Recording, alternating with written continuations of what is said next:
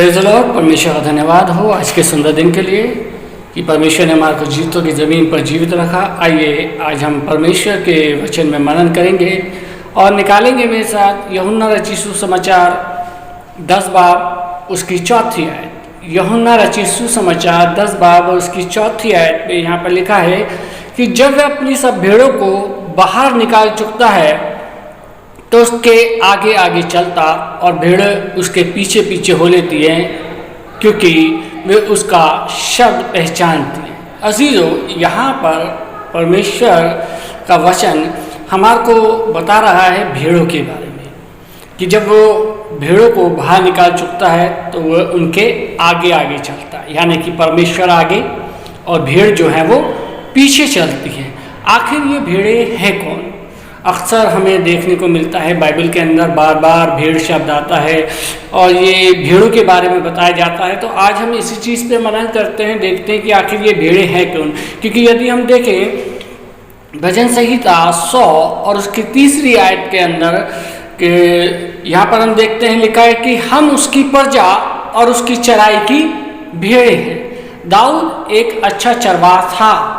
उसने अपना जीवन जो था वो जंगल में बिताया था, भेड़ों की चरवाही करके उसने अपना जीवन बिताया था। लेकिन भजन संहिता 23 के अंदर दाऊद कहता है कि यहोवा मेरा चरवाहा है। और हम देखते हैं कि दाऊद परमेश्वर को अपना चरवाहा कहता है। यदि हम देखें परमेश्वर में बाइबल के अंदर यहाँ पर लिखा है यूहन्ना 10 बाब और उसकी 11वीं आयत में लिखा है कि अच्छा चरवाहा मैं हूँ, अच्छा चरवाहा भेड़ों के लिए अपने प्राण देता है। यहाँ पर प्रभु यीशु मसीह यूहन्ना रचित सुसमाचार के अंदर कहते हैं कि अच्छा चरवाहा मैं हूँ। अच्छा चरवाहा भेड़ों के लिए अपने प्राण को देता है। परमेश्वर के पुत्र ने हमारे लिए अपनी जान दे दी। यदि परमेश्वर प्रभु यीशु मसीह इस संसार में आके मेरे और आपके गुनाहों के लिए प्राण नहीं देता तो हमारा उद्धार नहीं हो सकता था, हम मोक्ष को प्राप्ति नहीं कर सकते थे। क्या आज हम उसकी आवाज़ सुन पाते हैं? क्या हम उसके पीछे चल पाते हैं? जबकि वचन कहता है कि यहोवा मेरा चरवाहा है, दाऊद कहता है, तो परमेश्वर हमारा भी चरवाहा है, हम उसकी भेड़ें हैं। लेकिन क्या है कि हम लोग जो हैं वो इस संसार के शोर के अंदर परमेश्वर की उस आवाज़ को सुन नहीं पाते जो परमेश्वर हमसे कहता है। आज भी हम सिर्फ इंसानों की आवाज़ें सुन रहे हैं, अपने तमाम उन चीज़ों के पीछे चल रहे हैं जो कि सांसारिक हैं। जिस मकसद से हमको भेड़ कहा गया है, क्या वे गुण हमारे अंदर पाए जाते हैं? जानते हैं उसके पीछे भी एक रीज़न है। परमेश्वर ने हमारे को भेड़ क्यों कहा है? भेड़ कहने का मतलब कोई ऐसे ही नहीं था, उसके पीछे एक रीज़न है। यदि हम देखें तो आज हम गौर करेंगे भेड़ के अंदर जो 5 गुण होते हैं उनके ऊपर हम मनन करेंगे। पहली चीज़ देखते हैं जो भेड़ का गुण है, जो भेड़ की बातें हैं, वो पहली चीज़ है भेड़ की नज़रें, दूसरी है सफाई, तीसरी है चंगाई, चौथी है रक्षा और 5वीं है खामोश। तो आज हम बात करते हैं सबसे पहले उस पहली चीज़ पे जो कि नज़रें। यदि हम देखें तो भेड़ जो है वो ज़्यादा दूर तक नहीं देख पाती है। वो ज़्यादा दूर अगर जो वो चली जाए तो वो अपने घर नहीं पहुंच पाती है, अपने मालिक के पास नहीं पहुंच पाती है। उसको हमेशा चरवाहे की ज़रूरत होती है रास्ता बताने के लिए। भेड़ के इस गुण को देखते हुए प्रभु यीशु मसीह ने हमसे कहा, मत्ती 6 बाब उसकी 34वीं आयत में हम देखेंगे, यहाँ पर लिखा है, अतः कल की चिंता ना करो, क्योंकि कल का दिन अपनी चिंता आप कर लेगा। आज के लिए आज ही का दिन, आज ही का दुख बहुत है। यदि हम देखें तो जिस प्रकार से भेड़ जो होती है वो ज़्यादा दूर तक नहीं देख पाती, इसी प्रकार मनुष्य भी अपने भविष्य को नहीं देख पाता। ज़्यादा दूर तक हम सोच नहीं पाते, समझ नहीं पाते, हम अपनी परेशानियों के अंदर बहुत जल्दी से हताश और निराश हो जाते हैं। तो इसलिए प्रभु यीशु मसीह यहाँ पर कहता है कि कल के लिए चिंता ना करो, क्योंकि कल का दिन अपनी चिंता आप कर लेगा। आज के लिए आज का ही दिन, आज का ही दुख जो है वो बहुत है। और हम देखें मत्ती रचित सुसमाचार 6:9-13 की प्रार्थना में भी यही सिखाया गया है कि तू हमें रोज़ की रोटी आज हमें दे। ज़्यादातर हम बहुत लंबा सोचते हैं, लेकिन सच्चाई ये है कि हमारे को ज़्यादा लंबा नहीं सोचना है, हमने सिर्फ आज के विषय में ही सोचना है। कल के लिए परमेश्वर के पास एक नवीन योजना है जो हमारे जीवन को आशीषित करेगी, फलवंत करेगी। यदि हम ज़्यादा दूर तक का सोचते हैं तो हम भेड़ की तरह भटक सकते हैं। इसीलिए परमेश्वर हमसे कहता है कि हमारे को ज़्यादा दूर तक के बारे में नहीं सोचना। यदि हमारा चरवाहा परमेश्वर है तो हमारे को उसके ऊपर भरोसा रखना चाहिए। और दूसरी चीज़ हम देखते हैं वो है सफाई। यदि हम देखें तो भेड़ अपनी सफाई खुद नहीं कर सकती। जब भी भेड़ गंदी होती है तो उसे चरवाहे की आवश्यकता होती है। यदि हम दूसरे जानवरों को देखें, कुत्ते, बिल्ली या दूसरे जानवरों को देखें, वो अपने आप को चाट कर साफ कर लेते हैं, अपने ऊपर से तमाम वो मैल छुटा सकते हैं, लेकिन भेड़ ऐसा नहीं कर सकती। यीशु का लहू हमारे सब पापों से साफ करता है। जी हाँ अज़ीज़ों, यीशु मसीह का लहू जो है वो हमारे को सब पापों से साफ करता है, धो के शुद्ध करता है। क्योंकि यदि हम देखें भजन संहिता 51 और उसकी 7वीं आयत में लिखा है, दाऊद कहता है, प्रभु मुझे धो और मैं हिम से भी अधिक श्वेत हो जाऊंगा। अगर इंसान खुद पवित्र हो सकता तो यीशु अच्छा चरवा बन के हमारे पापों के लिए ना मरता। ये एक सच्चाई है। यीशु मसीह ने हमारे को शुद्ध करने के लिए, हमारे को साफ करने के लिए, जो हमारे जीवन के अंदर गुनाहों की गंदगी थी, उस गंदगी को हम साफ नहीं कर सकते थे, उसके लिए हमें चरवाहे की आवश्यकता थी। और यीशु मसीह ने अपना प्राण देकर अपने लहू के द्वारा हमारे को धो के शुद्ध कर दिया। यदि हम देखें तो हम तीसरी चीज हम देखते हैं और वो है चंगाई। भेड़ अगर बीमार हो जाती है या उसको चोट लग जाए तो वो अपने आप को ठीक नहीं कर सकती, चरवाहा ही उसे ठीक करेगा। यदि हम देखें, यदि कुत्ता या बिल्ली या और कोई जानवर जो होता है, यदि वो चोटिल हो जाता है, उसके चोट लग जाती है या घायल हो जाता है, तो वो अपने जख्म को चाट कर सही कर सकता है, ये वो कर सकते हैं। लेकिन भेड़ के अंदर ये क्वालिटी नहीं हो सकती। जब भेड़ बीमार होती है तो उसको चरवाहे की आवश्यकता होती है। यदि हम देखें पहला पतरस 2 बाब और उसकी 24वीं आयत पे, यहाँ पर परमेश्वर का वचन कहता है कि यीशु के कोड़े खाने से हम चंगे हो गए। यहाँ पर स्पष्ट रूप से बताया गया है कि यीशु मसीह ने जो कोड़े खाए थे, उसके उन कोड़े खानों के द्वारा हमारे को चंगाई मिलती है। जिस तरह यीशु का लहू हमें सब पापों से शुद्ध करता है, उसी तरह हर बीमारी से चंगाई भी यीशु मसीह ही देता है। चंगाई पाने के लिए हमें भेड़ की तरह यीशु मसीह के पास आना पड़ेगा, क्योंकि हर वो कोड़ा जो 39 कोड़े प्रभु यीशु मसीह के ऊपर मारे गए थे, वो जो रोमी कोड़े थे, वो जो मारे गए थे, वो हर एक कोड़ा मेरी और आपकी बीमारियों के लिए था। तो इसलिए यदि जब हम बीमार होते हैं तो हम देखते हैं कि बहुत सारे गैर मसीही लोग भी यीशु मसीह के पास आते हैं चंगाई के लिए। आपने देखा होगा जब प्रार्थना सभाएं होती हैं या बड़ी बड़ी कन्वेंशन होती हैं या चर्च के अंदर जब लोग बीमार होते हैं, दूसरे आवाम के लोग भी, दूसरी कौम के लोग भी जब वो बीमार होते हैं, तो जब कहीं से कोई आसरा नहीं मिलता, जब कहीं से कोई चंगाई नहीं मिलती, तो उन्हें सिर्फ और सिर्फ यीशु मसीह दिखाई देता है।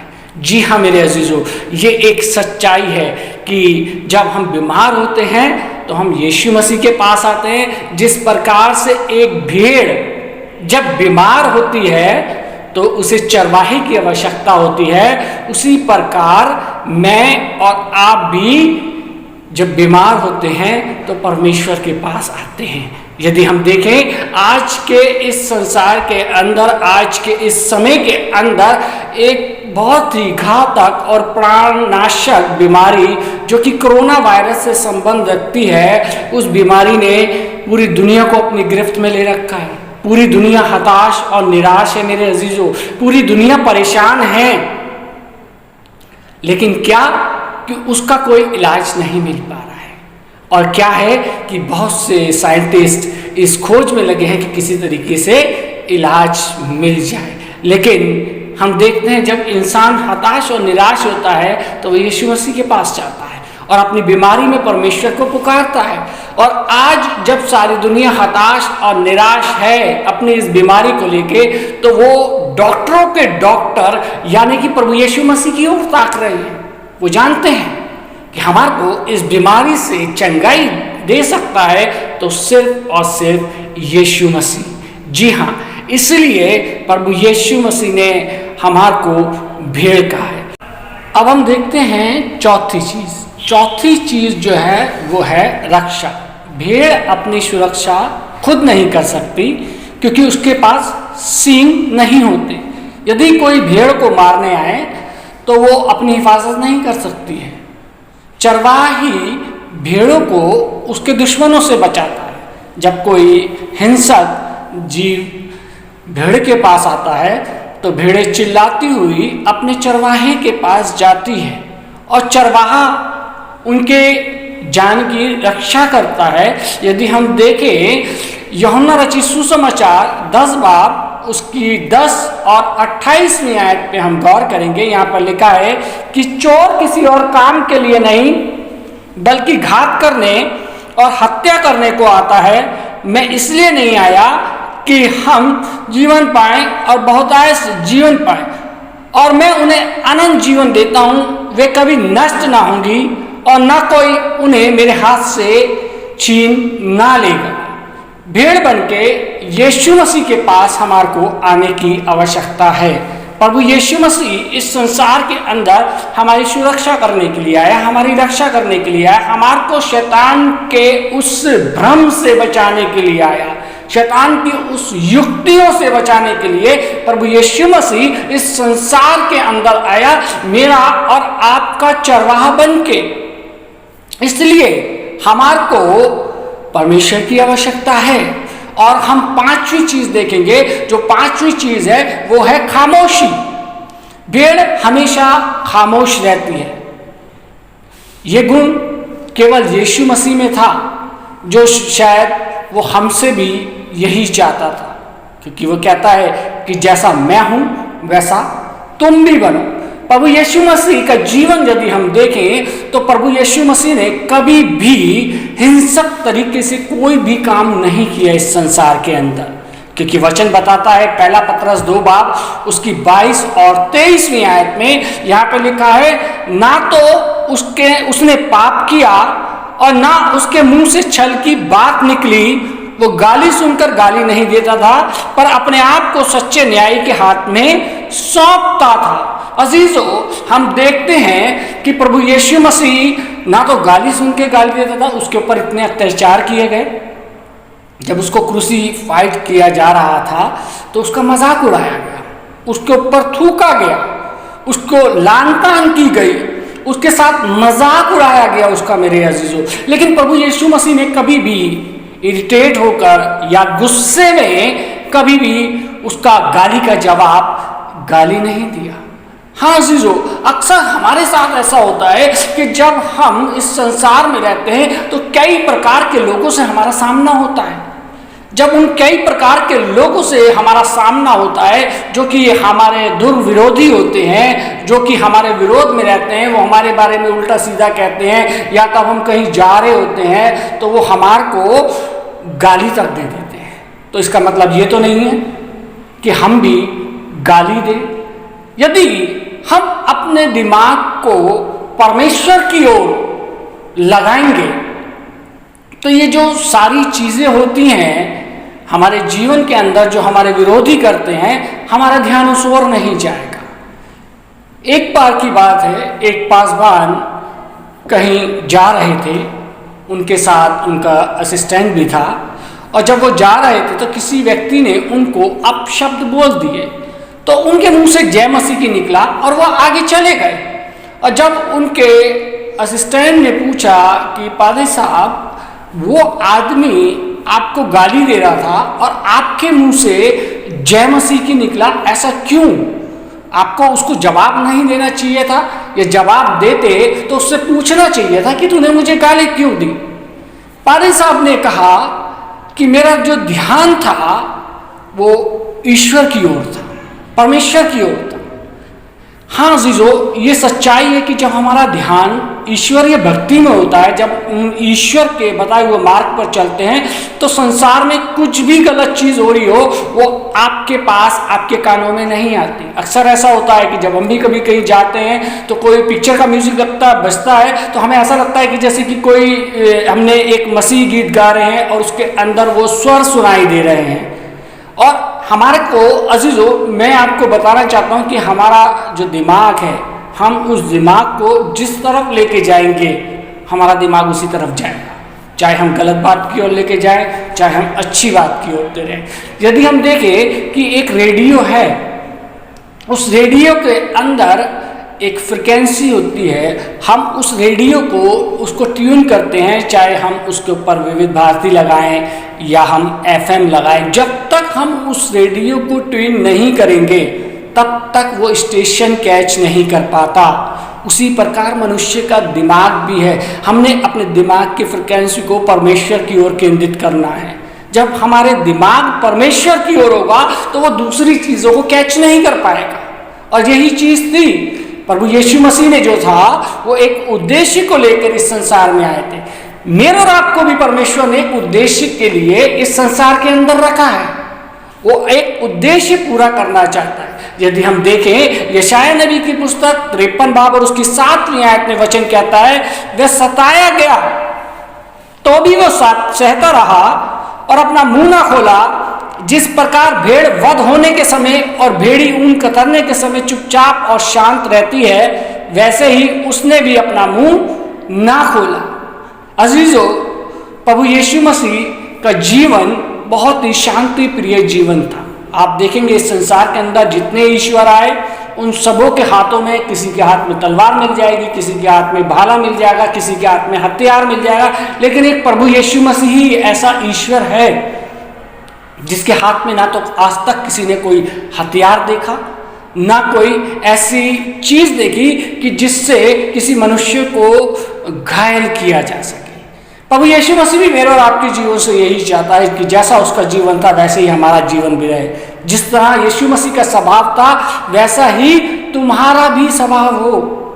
वो कहता है, यदि हम देखें यूहन्ना 10 बाब और उसकी 14वीं आयत में यहाँ पर परमेश्वर का वचन कहता है, यीशु ने कहा, अच्छा चरवाहा मैं हूँ, मैं अपनी भेड़ों को जानता हूँ और मेरी भेड़ें मुझे जानती हैं। यीशु मसीह अपने आप को यहाँ पर चरवाहा कह रहा है और मेरे और आपको भेड़ कह रहा है। कहता है कि मैं अपनी भेड़ों को जानता हूं और मेरी भेड़ें मुझे जानती हैं। आज यदि हम सच में प्रभु यीशु मसीह की भेड़ें हैं तो मेरे अजीजों, हमार को ये जो भेड़ों के अंदर क्वालिटी होती है, जो 5 बताई, पहली नजरे, दूसरी सफाई, तीसरी चंगाई, चौथी रक्षा, 5वीं खामोशी, ये 5 क्वालिटी हमारे जीवन के अंदर होनी चाहिए, तभी हमारा मसीही जीवन संपूर्ण होगा। परमेश्वर ने हमारे को भेड़ इसीलिए नहीं कहा है, उसके पीछे ये रीजन था क्योंकि परमेश्वर हमारे को एक भेड़ की तरह देखता है, वो हमारा चरवाहा है। हाँ जीजो, यदि हम सच में परमेश्वर की भेड़ें हैं तो ये 5 चीज़ों को अपने जीवन में फॉलो कीजिए। परमेश्वर आप सबको आशीष दे। आमीन। आइए हम दुआ मांगें। महान सामर्थ्य पिता परमेश्वर, धन्यवाद देते हैं आज के सुंदर वचन के लिए। खुदावन प्रभु यीशु मसीह, हमने देखा कि खुदावन प्रभु यीशु मसीह आज भेड़ों के बारे में कि क्यों खुदावन प्रभु जी आपने हमको भेड़ कहा। हाँ प्रभु जी, हमने देखा कि नजरें जो कि भेड़ के अंदर होती है वो ज़्यादा दूर तक नहीं देख पाती। प्रभु जी आज हम भी खुदावन प्रभु यीशु मसीह इस संसार में ज़्यादा दूर तक नहीं देख पा रहे हैं। हम अपने भविष्य को लेकर चिंतित हैं परमेश्वर, हम परेशान हैं प्रभु जी। लेकिन खुदावन तो हमारा चरवाहा है, हमारे को ये भरोसा है कि खुदावन तो हमारी अगुवाई करेगा। और हमने दूसरी चीज़ देखी खुदावन प्रभु यीशु मसीह जो कि सफाई, कि हम अपने आप को साफ नहीं कर सकते, हम अपने आप को शुद्ध नहीं कर सकते। और खुदावन प्रभु यीशु मसीह हम तेरा धन्यवाद देते हैं कि खुदावन प्रभु यीशु मसीह अपने लहू के द्वारा प्रभु यीशु मसीह तूने हमारे को शुद्ध करा, साफ करा प्रभु जी। और हम देखते हैं प्रभु जी तीसरी चीज़ जो कि हमने देखी प्रभु जी, चंगाई। हाँ परमेश्वर, जबकि आज पूरी दुनिया खुदावन परमेश्वर इस जायराज बीमारी से हताश और निराश है, अपनी चंगाई की ओर ताक रही है परमेश्वर। लेकिन हम जानते हैं कि खुदावन चंगा करने वाला केवल तू ही है, क्योंकि तू ही हमारा चरवाहा है प्रभु जी। और हम देखते हैं कि चौथी चीज़ जो कि थी प्रभु जी, रक्षा। हाँ खुदावन प्रभु यीशु मसीह तू हमारा रक्षक है, तू हमारा सहायक है परमेश्वर। शैतान हमको फाड़ खाने के लिए, गिराने के लिए आता है। खुदावन प्रभु यीशु मसीह तू हमारे को चंगाई देता है, तू हमारी रक्षा करता है परमेश्वर प्रभु जी। और पांचवी चीज़ हमने देखी जो कि देखी प्रभु जी, खामोशी। ओ खुदावन परमेश्वर, हमारे को भी इतना पवित्र बना कि खुदावन यदि हमारा विरोधी हमारे को कुछ भी बोलता है तो खुदावन परमेश्वर प्रभु यीशु मसीह हम खामोशी के साथ रहें। हम अपने दिमाग को, हम अपने मन मस्तिष्क को खुदावन प्रभु यीशु मसीह तेरी ओर लगाने वाले हो सके, कि हमारे को संसारिक शब्द ना सुनाई दे, बल्कि परमेश्वर हम आत्मिकता में रहें और खुदा परमेश्वर हम तेरे पीछे चलने वाले हो सके। आए खुदा प्रभु यीशु मसीह, जिन लोगों ने खुदा ये वचन सुना है, ये वचन उनके जीवन के लिए फलदायक हो। यीशु मसीह के नाम से मांगते हैं, आमीन।